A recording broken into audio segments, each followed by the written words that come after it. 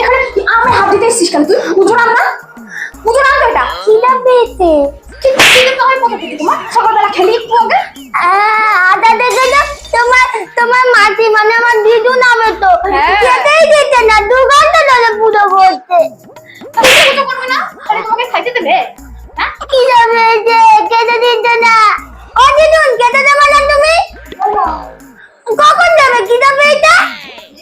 তুমি পড়াশোনা করে নাও দিদি। যেখানেই যাই সেখানেই পড়াশোনার কথা বলে, তোমার বাড়ি থাকবো না। একদম চুপ, মুখে মুখে কথা বলো না, বড় করে মুখে আম তো দেবে না, তাহলে তোমার দিদুনকে বলো না একটা মিষ্টি দিতে।